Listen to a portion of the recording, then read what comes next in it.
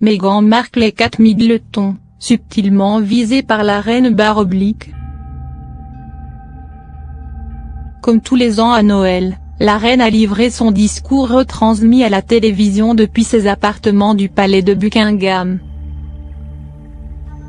Elle a délivré un message qui s'est voulu inspirant, capturant la photographie de la Grande-Bretagne, du Commonwealth et du monde à l'instant T, n'oubliant pas d'avoir une pensée pour sa famille, bouleversée durant cette année 2018 par divers heureux événements. Dans un tel contexte, la reine a multiplié les réflexions pleines de philosophie et références à la religion. Rappelons qu'elle est gouverneure suprême de l'Église d'Angleterre. Évoquant Jésus, je crois que son message de paix et de bonne volonté sur terre est plus que jamais d'actualité. Il peut être entendu par tout le monde, il est plus que jamais nécessaire, a-t-elle estimé.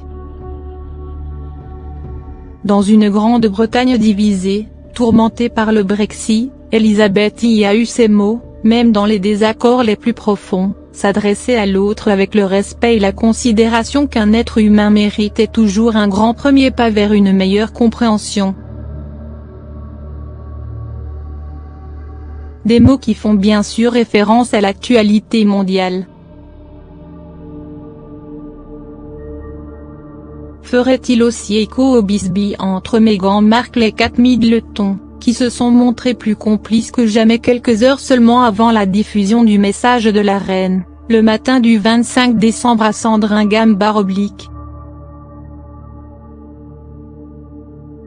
Selon des rumeurs persistantes, des tensions régneraient entre les deux duchesses.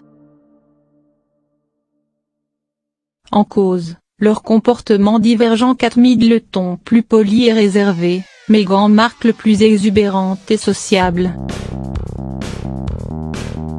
Les humeurs parfois compliquées de l'ancienne actrice ont aussi donné du fil à retordre à leur relation.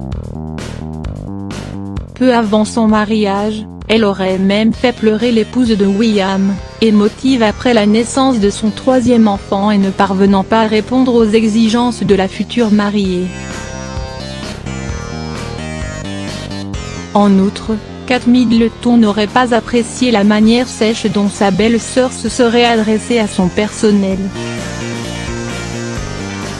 Les deux auraient donc finalement tourné la page de plusieurs mois de conflit en s'affichant tactiles et souriantes le 25 décembre, en marge de la messe de Noël. Les mots de Jésus ou le discours de la reine ont dû faire effet et